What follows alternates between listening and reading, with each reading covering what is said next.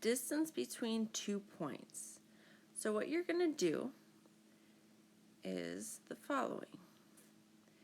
Here, if given the graph of a diagonal line segment, create a right triangle with the line segment being the hypotenuse. So sometimes you might just be given the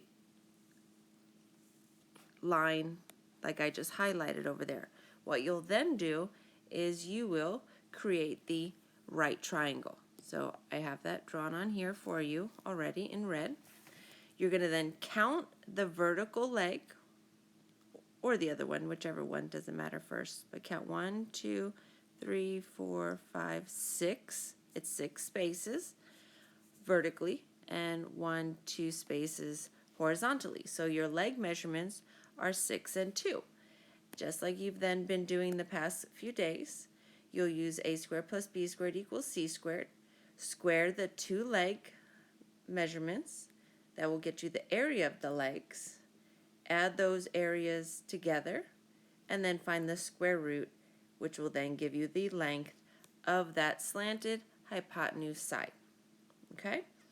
All right, so now sometimes you'll be given the points right here, not on a graph. I put them on the graph for you over here, but those 2 points, there was a blank graph. It gave me these 2 points, so I plotted those 2 points. I connected them with my black line. Sorry, I could not get the slides to make it even, but you get the point. Then I went ahead and created a right triangle using that slanted side, the hypotenuse. You count how many spaces. So if I counted the horizontal, that would be 1, 2 spaces. So I have that here. And then 1, 2, 3, 4, 5, 7 for the other leg. So the legs are 7 and 2. A squared plus b squared equals c squared. Square the leg measurements, add those areas, and then find the square root to find the length of the hypotenuse. Okay. And so here's one for you to try yourself. So these points are not connected. So of course all you just need to do is connect yourself. And I did put a little note over here that says use the insert a line to help create the right triangle, and that's on the upper left of your slides. So then when you create the line, you'll get the line.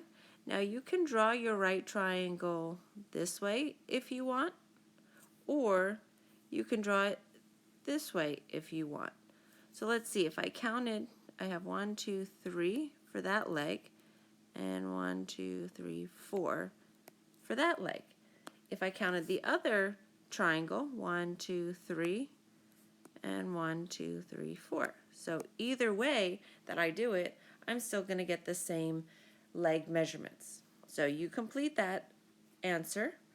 And then last, there is just one additional video for finding the distance between 2 points. So this should be pretty simple if you've gotten the hang of the whole solving for the hypotenuse using the Pythagorean theorem.